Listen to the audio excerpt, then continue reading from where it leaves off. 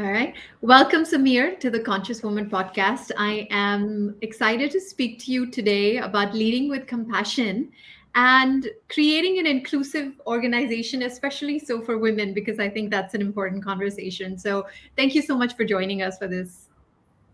Not at all, Bhavna. Delighted to be here. And, as we've discussed before, I really like the content you put out on LinkedIn. I think you have a nice different slant on a lot of topics and they're in bite-sized videos. So very easy to consume. So keep going on that. So Thank you so much, Sameer. Sameer, so here you are, the CEO of a large organization, KPMG Global Services. Not everyone gets to go all the way to the top. I know many of us aspire to do this, but really only a small percentage get to the level you are. So I'm curious, Sameer, if we were to look back to your early years, would did a young Sameer have this aspiration of becoming a CEO one day? yeah, so I think so. No, the young Samir didn't have any such aspiration. I think how life plays out in the future. Is the result, I guess, of a lot of things that happen over a period of time. But yes, I will say a couple of things that I've not been hesitant to make changes where appropriate. So I'm a chartered accountant by education. I started off with Nestle, which is a FMCG company, then made the shift to banking, where I worked in Bank of America in consumer banking. Then I moved to the offshore industry. I joined a company called ICICI OneSource. From there, I joined an investment banking, global in-house center at GIC in Lehman Brothers. Was there for a while. Then came back to banking again, consumer banking in Barclays, where I was, the chief operating officer and then the CEO for a number of years, and then made the shift into a big four, where I'm currently the CEO of KPMG Global Services. So I guess I've not been hesitant to make changes as I have felt appropriate depending on roles, circumstances, etc. And B, I guess the one thing I have done in every role or ever since I've been working is that I really put my head down and get stuck into stuff, right? So if I don't understand something, my way of overcoming a lack of comfort that you invariably feel when you're dealing with something new is just get stuck into it and keep going at it till you become comfortable. And I guess I've done that. And then I think it'll be remiss of me to say that oftentimes in life you have to be at the right place at the right time. And put another way, luck plays a role, I guess, in where all of us lead in life. So I don't think, coming back to your question, that I had a very defined career, aspiration in mind, other than to do a great job in whatever I was doing at that point in time. All right. And one thing, Samir, I have to say, I'm sure this has played a role, and I've heard you talk about it as well, is you do talk a lot about leading with humility. In fact, one thing you shared recently, which I really liked, was that your advice to everyone was that one of the ways to stay grounded as a leader is to ask yourself the question, if my team was to elect myself, would they That's true. still choose me?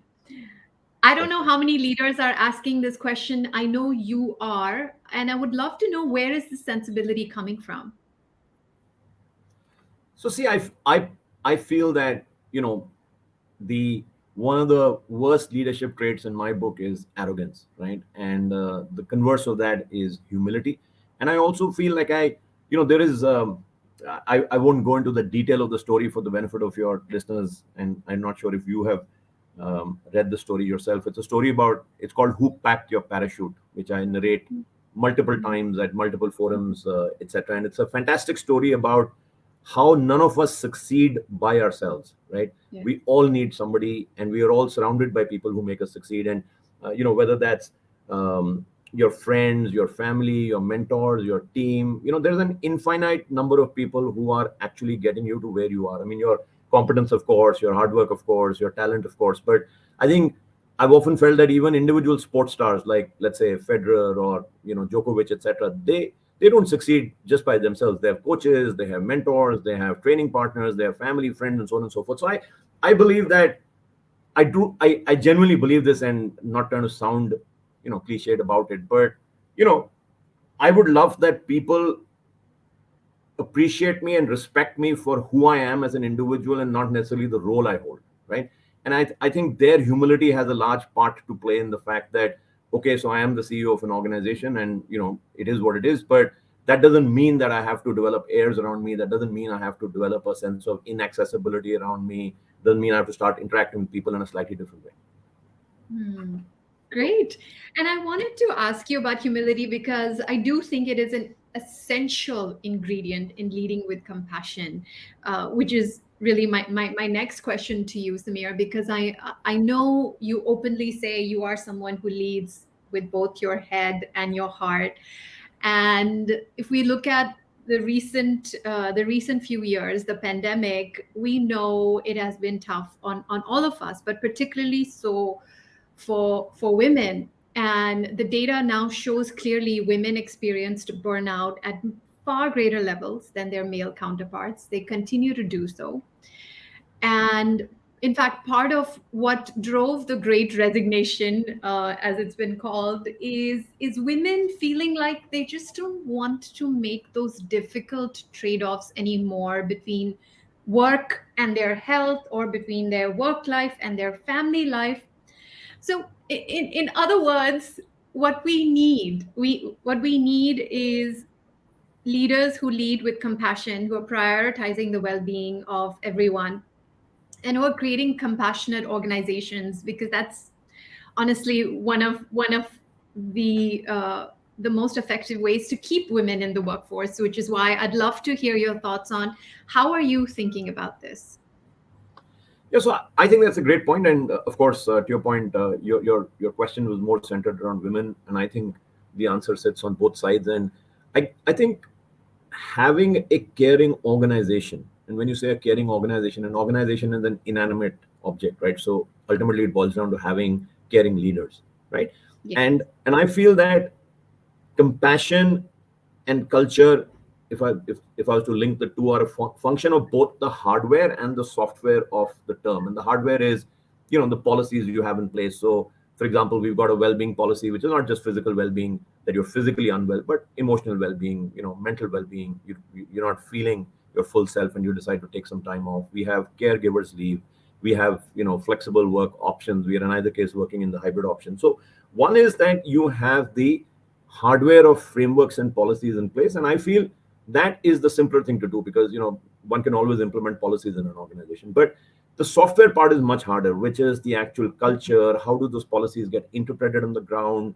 How do managers actually view flexibility, and how does a colleague experience the culture of an organization in person? So I spend a bunch of time with let's say new joiners, directors in the organizations. You have events, you'll meet with some people, and generally speaking, I ask new hires, how do they feel about the company, and they will generally tell me that they find KGS a really friendly place, a nice, easy place. They don't feel that they really had to struggle to settle in, etc. And I think in a period where so many colleagues have been onboarded in a virtual environment, that's all the more credible that that's the culture that is seeping through. And I think there is an obligation on, I always tell everybody that I'm actually the chief culture officer of this company, right? And while we have actually a culture leader, and I keep joking with her that actually I'm the chief culture officer, because it's my role and my leadership team's role to actually role model those behaviors. So I feel, to drive compassion, you need to be very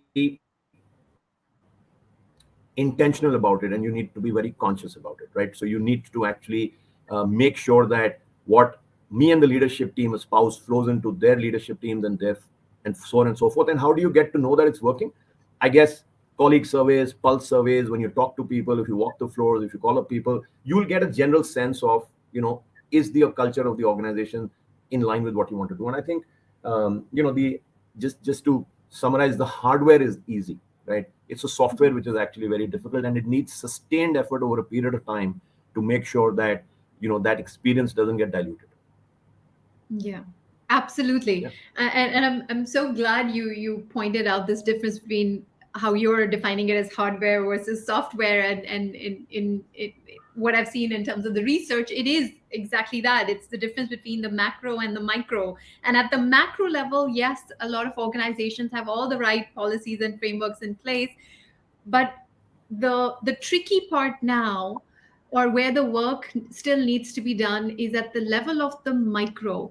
Because Yeah. one of the things we've seen, and we ran an interesting survey last year, in fact, where we asked, we were curious to know, when women leave, whether they're leaving the workforce entirely or whether they're moving from one organization to another, what's causing them to leave? And what we've seen is the biggest myth out there is that women leave primarily for personal reasons, for work life balance, or it's for some changes in their personal life. But the truth is, and what a lot of women shared with us, is they leave when they feel undervalued, when they feel unsupported. They leave because of an accumulation of micro inequities over the course of their work experience. So yeah, absolutely, to your point, the software is so essential. So how are you ensuring that the culture that you're creating really trickles down to that level of everyday interactions? Because that's what really determines whether somebody feels that sense of belonging or not. And again, I think, Bhavna, as I said, there are, let's say, episodic events like surveys which tell you the mood of the organization, how they're doing. It's to do with, the HR team staying close to people, trying to understand, how people are feeling. It's each individual team having some structure of meetings, skip levels, forums where people can come together and talk about things. At the macro level, one thing we do is we look at, just to back up, our overall male female ratio right now is 46% female. So we are doing pretty good in terms of having an almost equitable organization at the overall level. It's at the 30% level for managers and above, and about 46% overall. But the point is that we look at promotion data by male and female separately. We look at salary data by male and female. We look at rating data by male and female, just to make sure there's no unconscious or conscious bias creeping into the processes that you have in place. And I think you make a good point, because I often feel that while me and my leadership team have a important role in frameworks, policy, role modeling, and other elements, to drive that culture. But ultimately, the experience of KPMG or any organization for an individual is their manager and probably those 5 or 6 people around them, and that's what the culture is, right? And therefore, I am at pains to, at every manager, associate director, director forum that I go to, I tell them that please understand, right, that the leadership shadow that you are casting, that is the one that is important. It's not so much to do with me or my team. Of course, we have a part to play, but as I said, our part is more macro. And to the point you made, the micro level experiences are what make sure that an organization is actually, embedding that culture. And honestly, the amount of hiring that is getting done, you're assembling cultures from different organizations, right? How do you blend them into your own organization's culture? And I think the other thing about driving the right culture is that you have to be vocal about it. You have to be encouraging people Right. to speak up. You have to be taking visible action when things go wrong and people are behaving inappropriately. So if a sexual harassment complaint comes in, you have to deal with it with the seriousness with it needs to be dealt with, right? You need to be calling out issues. If Yes. there are integrity violations happening, you have to be able to speak about them openly so that people know that this is not acceptable behavior or this is acceptable behavior. So I think it's a combination of things. It's not easy at all, and it requires concerted effort over time. It's not like a program or a project that you do and you say, okay, it's done. I just think it's constantly work in progress.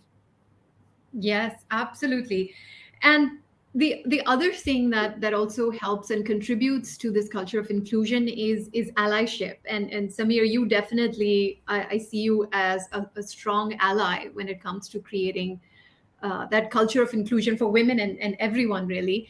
And in fact, another thing you shared recently, I really appreciated, which was an example of two colleagues where I believe the manager uh, Yeah. had asked someone to take on work that she wasn't initially ready for, but she went on to do Yeah. really well in that role. And then when you congratulated her, her response was, of course, because he showed so much faith in my abilities, and that made all the difference. Yeah. And frankly, I can honestly share so many similar stories from my own experience of women that have said what really made a difference when they look at their leadership journey was a manager, a leader who believed in them when they didn't fully see their fullest potential, and that became a tipping point in their career. So how do we create more of this? How do we create more allies, more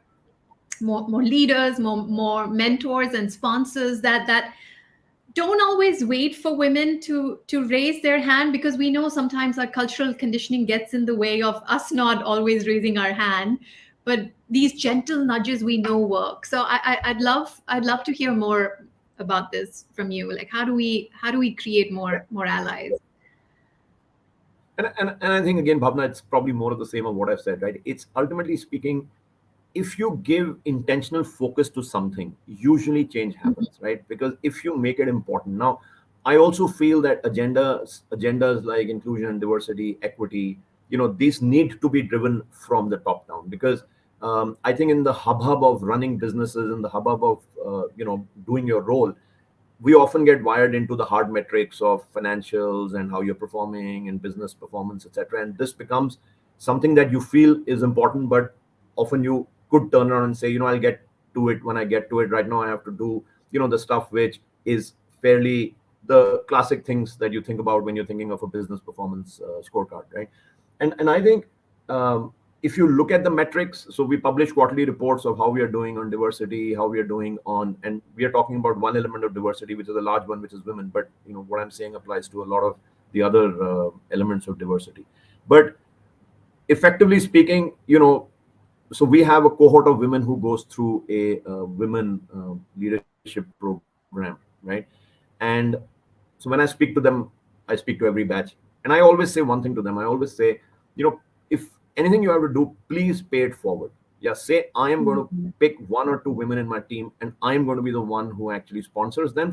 And mentorship is the more, I guess, the thing that gets talked about more. But I personally feel sponsorship is very powerful, right? Sponsorship is actually taking ownership of somebody and saying, I am actually going to make this person visible. I'm going to make them believe in their capabilities, probably even more than they believe in their capabilities. And I'm going to keep nudging them saying, hey, there's a role here. Do you want to have a look at this? Hey, is this happening and not happening? And I think if you can percolate that down into, the organization, and again, how does one percolate it down is through concerted effort, right? You have programs. So for example, we have you spoke about microaggression somewhere in your remarks, and so we have a unconscious bias training program that we run a lot of our colleagues through, just so that they're aware of the kind of biases you have. I mean, given they're unconscious, I think the first step is in just being aware of the fact that they exist. And I think uh, we kind of like to drive a culture where you're sponsoring people. And again, I'll say that I always tell women leaders and male leaders that, hey, at the fundamental level, please do not move away from the thought process that this is about competence in the first instance and diversity in the second instance. So I am not wanting to hire women. I'm wanting to hire and develop competent women, because oftentimes this can become a metric driven exercise where a lot of us are left brained in the corporate world, and it's easy to actually move metrics, right? The idea is, can you get competent people in the first instance, and the sub level is whether they're women or any other form of diversity you think about. And I have to Absolutely. say the other thing, Bhavna, and the one thing I will say that I have started telling my team of late is that language is an important thing, and our words make a difference. And I sometimes feel, you know, people will use phrases like we are doing a diversity hire. I just don't Mhm. appreciate that phrase. I mean, you're hiring a woman, or you're hiring somebody differently abled, or you're hiring a man, or you're hiring someone. You're not doing a diversity hire. That in itself gives it a sense and a label of quotaism, if I can put it like that, right? I mean, we are not trying to do diversity hiring. We are trying to hire competent people, of which women happen to be a subset. No question. I do know for a fact, when women even have this element of doubt of whether am I just a diversity hire, it really kills their confidence. That's right. So That's right. language is very important, very important.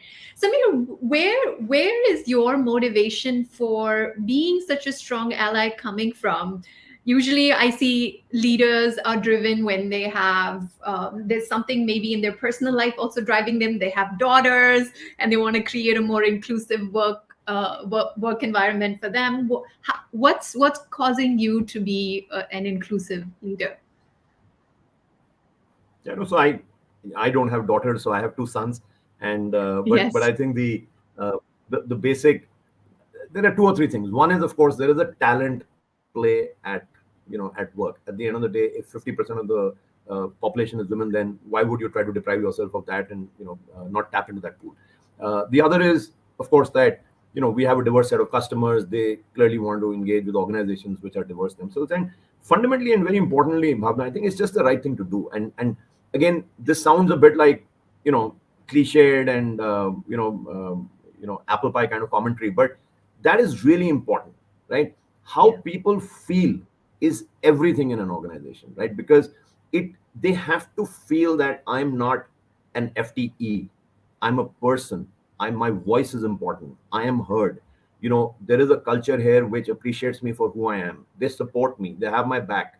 There are so many words which I can put out there. But again, the experience on the ground during COVID, I think COVID, as terrible as it was in so many respects, I did think it gave organizations a great medium to show that when they say they're people centric, are they really people centric? Did they really do things which actually help people during a very difficult emotional and physical time for a lot of people? So I think, my motivation, like I said, there is a talent play in it, but also I just think it's the right thing to do. I do feel all of us, want to be treated in a certain way, and all of us want to be in organizations where we are treated as individuals. And I just think that you know, it's so easy to replicate a lot of, again, the hardware of an organization between one organization and the other. It's very, very, very difficult to replicate the culture of an organization, right? Yes. And I tell people often, I said, please appreciate that culture is one of those things in life where you'll value its existence by its absence, not so much by its presence, right? And as we are aging, and for sure I'm aging, health is one of those things that you value by its absence, as opposed to its Correct. presence. And I always tell, and we have colleagues who leave and they come back, and they always say that actually the experience and the feeling of being part of this organization was very different. And I feel that is a really powerful business asset that if you can get it right and if you can sustain it, it can become a competitive differentiator. Yes, absolutely. As Maya Angelou said, you may forget what you heard or what someone did, but Exactly. you never forget how someone made you One of my feel. favorite quotes of all time. Yes. So, looking to the future now, Sameer, again, focusing on women, because the situation right now, I do believe, is quite concerning, because if you look at now the formal participation of women in the workforce, it's down to single digits. I'm still astonished by this number, but the World Bank recently came out with a report saying the workforce participation rate is now down to 9%. So, looking to the future, if we're going to create these inclusive organizations and, as you said, fully tap into this talent pool, paint a picture for us. What does the future of work look like, especially so, let's say, for women, and how can women prepare themselves for this future? So I think the actually that statistic, to your point, even when I read it, I was quite amazed at that statistic. But um, the uh, the future of work, I think most organizations are currently grappling with what exactly is the right answer. I think, as we've come out of the COVID period, we're all trying to figure out what the right answer is. But at least from our point of view, right, for us, the future is clearly hybrid, right? And which basically means we don't expect you to come into work every day. We expect you to come in, 2 to 3 days a week. If you want to come in every day, you're more than welcome to come in, but we'd expect you to come in, 2 to 3 days a week is the way we put it. And I think I was at a conference recently in one of our teams, right? And there was a topic about uh, the theme was ikigai, and so one of the things I mentioned to everybody is there that if you think about work-life balance, and it gets talked about a lot, right? I recently had gone for a vacation to a place near Darjeeling, and nice serene place, and lovely Taj property, and it was very relaxing. And while I was appreciating the views, the tea gardens, the hills, etc., etc. At some point, it did dawn on me, as it often does when I'm feeling at peace in a vacation, that actually it is my work that enables me to enjoy that part of my life, right? Mhm. It allows me to have the financial security to actually, for example, go on vacations. And that's why I told everybody that in that conference, that we have to think of work and life as an integrated piece, right? It's not discrete. Sometimes the work element is higher, sometimes the life element is higher, right? So as an example, my younger son is back on vacation. He's going back to his uni on Friday night, Saturday morning. So I've decided that I'm going to work at home for the next 2 or 3 days, just because I just want to spend more time with him. So I think it's the hybrid environment and the post-COVID environment is a fantastic opportunity for women colleagues, overall colleagues, to be Mhm. able to balance their life in a format which is customizable and works for them. So, your kids have got exams, you may decide that, I'm going to sit at home, father or mother, I'm going to, work with them, and then I'm going to, work from home. The life element is going to go up a bit. There are times when you have deadlines, when you have, things to get out of the way, the work element comes out of the way. So I think the future of work is in the appreciation of what work and life and the importance of both of them in your life gets integrated in a manner, and organizations enable it by actually being understanding of the circumstances and saying, okay, we are saying 2 to 3 days a week, but if you come back and tell us there is some event that is happening that requires me to be at home for the next a week, 10 days, that Yeah. organizations are flexible enough to say, okay, that's fine. And I think this works very well for women, which, for right or for wrong, one of the reasons for that 9% participation rate, I assume, is because a disproportionate amount of home care responsibilities fall on women, right? And I think during COVID, of course, that got super exacerbated. Right. But I think this is a fantastic opportunity for women, more than I guess men, to actually truly embrace those organizations which are flexible, not just in word but in meaning and in spirit, and actually encourage you to say this. And we have women who we promote, for example, while they're on maternity leave. And I'm not trying to tout that as some grand thing that KPMG is doing, but I think, again, it's people see these actions and they feel, actually, this is what inclusiveness is about. It's not about just the articulated word. It's not just about the things that you're saying. It's not just about the logos you put up on the screens and all of that kind of stuff. So I think, again, hybrid has given a unique opportunity to truly, for example, if you think of the commute time that gets cut out on the days that you actually don't come into work, for a lot of people, right? That is just so Yes. many more hours back into your life to do what it is that you want to do.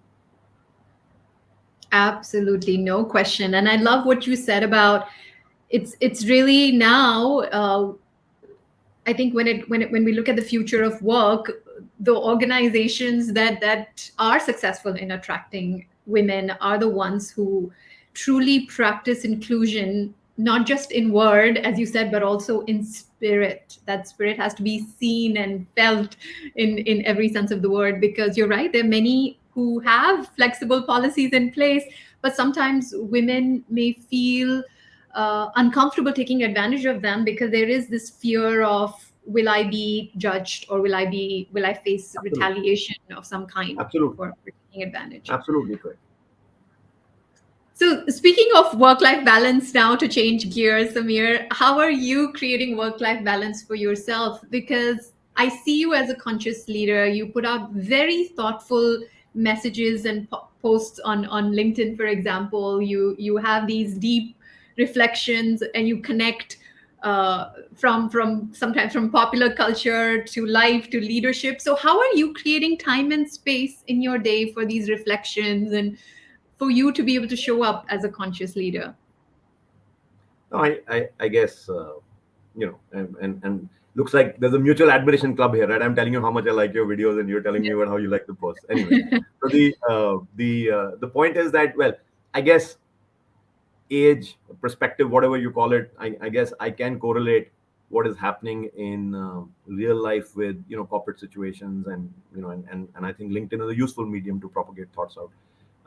But for me, I think I actually truly love what I do. So I really Mm. enjoy work, and it it it doesn't really, I don't have to drag myself out to get to do it, and I actually look forward to it. In fact, the part that I miss the most is, walking the halls and meeting people, and I'm a kind of a, management by walking around kind of a leader. So I miss that part because, in a Mm. team's call, I do call up people at random, but it's not the same as just, walking around casually talking to people.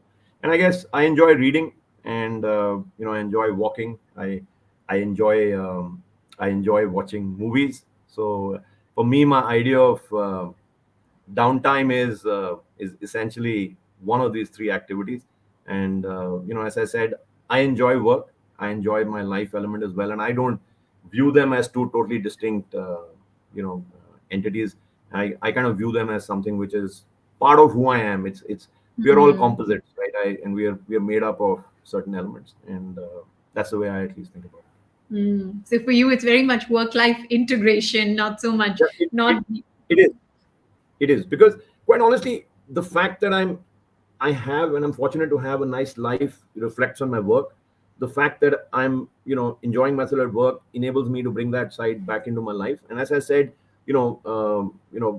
I hope everybody is in jobs which they enjoy, but work does enable a lot of your life, and I think sometimes it's important not to lose sight of that. And I'm not talking necessarily of corporate work. You could be doing anything. You could be doing an entrepreneurship thing. You could be like you are an entrepreneur, or you could think of being in a in an NGO or something.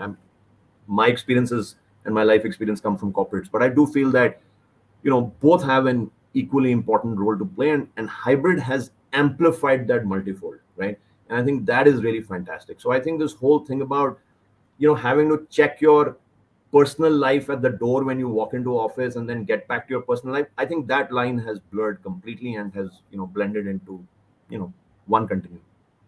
Very true. Very true. Samir, my last question to you before I let you go.